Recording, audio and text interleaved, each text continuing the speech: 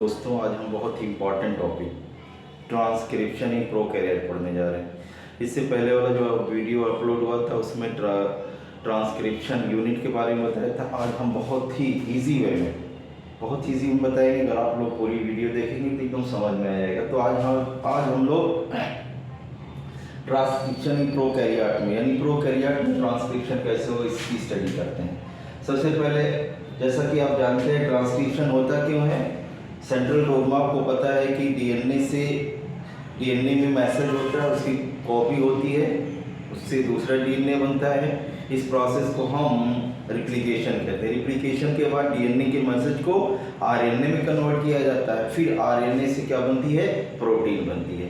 अब पहली बात जो होता है कि जो प्रोकैरियोट होता है उसमें डीएनए का जो डीएनए से आरएनए जो बनता है यानी जो ट्रांसक्रिप्शन होता है वो आपका कहाँ पे होता है, साइटोप्लाज्म में होता है।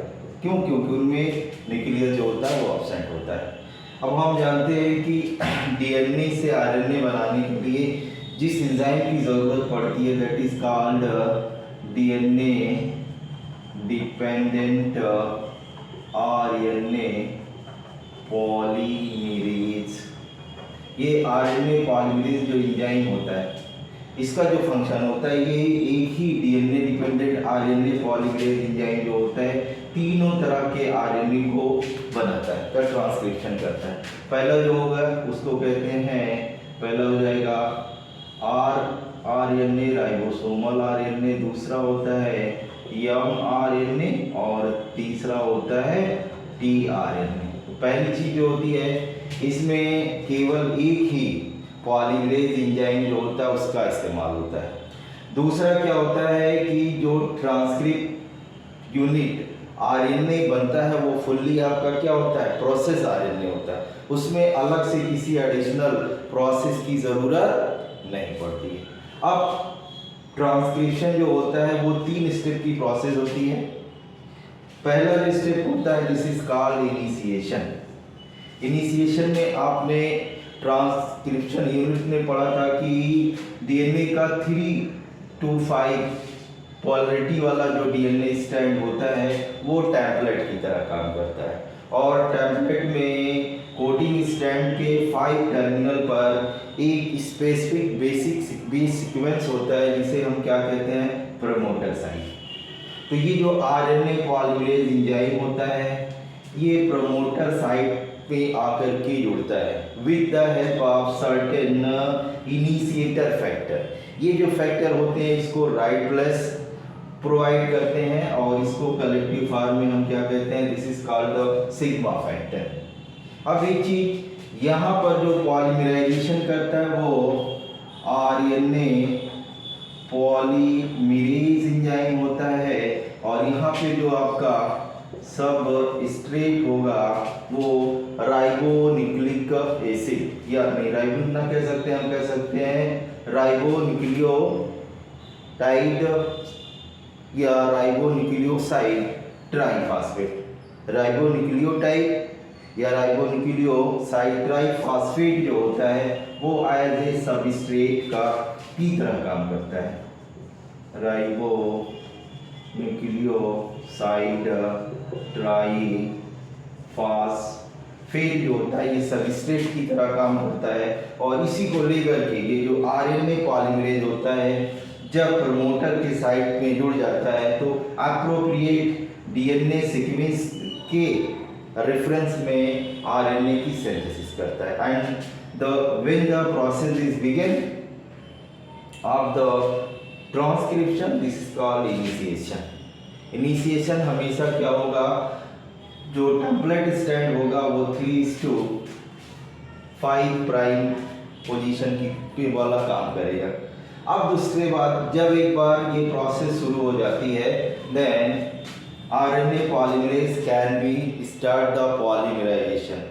इवन 8 से 10-20 तक जब तक पहुंचता है यानी जब 8 से 10 आरएनए मॉलिक्यूल्स का, आरएनए ना कहते हम कह सकते हैं राइबोन्यूक्लियोटाइड का फॉर्मेशन होता है, तो ये जो सिग्मा फैक्टर होता है ये प्रोसेस से क्या होता है, बाहर हो जाता है। और ये जो प्रोसेस आगे की तरफ बढ़ती चली जाती है, कंटिन्यूअस पॉलीमराइजेशन होता है, that is called elongation. When polymerase enzyme can do their proper function, finally the tablet of DNA strand convert in the form of RNA strand. This is called elongation. Second step होती है। तीसरी step में क्या होती है कि जब आपके डीएनए स्ट्रैंड में एक ऐसी जगह होती है जहां पर टर्मिनेटर साइट होती है, और यहाँ पर जैसे ही आपका आरएनए पॉलीमरेज एंजाइम पहुंचता है, दे कैन फ्लंग और दे कैन बैक भी कर सकते हैं, या कह सकते हैं कि जैसे ही यहाँ पर पहुंचता है ये जो आरएनए पॉलीमरेज एंजाइम होता है वो प्रोसेस से बाहर हो जाता है। इसी के साथ जो आपका रो फैक्टर होता है, इसे हम टर्मिनेशन फैक्टर भी कहते हैं, ये जो होता है इस प्रोसेस को ऑपरेट करने में मदद करता है, या कह सकते हैं कि जैसे ही टर्मिनेटर फैक्टर आपके कहाँ पे टर्मिनेटर साइट पर पहुंचता है, ये पॉलीमरेज एंजाइम के साथ जुड़ता है। Ultimately polymerase enzyme as well as newly synthesised RNA can be कह सकते हैं कि इस प्रोसेस से दोनों क्या होते हैं, बाहर हो जाते हैं, and finally the process is terminated, और इस तरह से आपका ट्रांसक्रिप्शन जो होता है हो जाता है। यह एक रिमार्केबल चीज ये होती है कि प्रोकैरियोट में ट्रांसक्रिप्शन और ट्रांसलेशन ये कपल प्रोसेस होती है। इन सेवरल केसेस ऐसा देखा गया कि जैसे ही ये आरएनए की सिंथेसिस शुरू होती है, अभी टर्मिनेशन नहीं पहुंचा होता है, इसी के साथ साथ आपका क्या होता है, कह सकते हैं प्रोटीन सिंथेसिस या ट्रांसलेशन जो होता है वो शुरू हो जाता है। क्यों? क्योंकि ट्रांसलेशन और ट्रांसक्रिप्शन दोनों सेल के साइटोप्लाज्म में होता है। There is no well defined nucleus, ultimately both process are operated within the cytoplasm of the cell. Therefore, in a reference to transcription in prokaryote, there is no any processing, कोई किसी processing की जरूरत नहीं होती है for the functional RNA. Ultimately the nascent RNA become the functional RNA and it utilize or enter in the process of translation। I hope समझ में आया होगा। एक बार फिर देख लीजिएगा बहुत ब्रीफ में। पहला स्टेप जो होता है इनिशिएशन होता है, जब RNA polymerase enzyme sigma factor की हेल्प से प्रोमोटर साइट को आइडेंटिफाई कर लेता है तो पॉलीमराइजेशन शुरू कर देता है, and the process of transcription become initiated. This step is called initiation.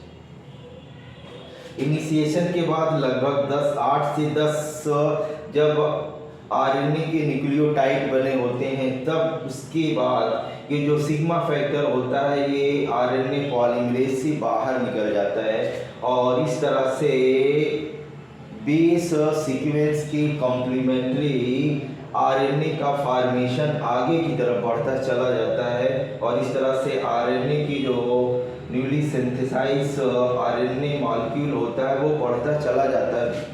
इस प्रोसेस को हम क्या कहते हैं, इलॉन्गेशन कहते हैं। When the polymerization continue in the forward direction or 3 to 5 prime position until the termination factor is not come, this is called elongation। Last में एक ऐसा समय आता है कि जब आरएनए पॉलीमरेज एंजाइम कहाँ पे पहुंच जाता है, टर्मिनेटर साइट में पहुंचता है, तो यहाँ पे certain rho factor that can be work as a terminator factor, they can bind the RNA polymerase. Due to this RNA polymerase as well as newly synthesized RNA strand can be separated from the transcription process, and this is called termination। हो गया होगा।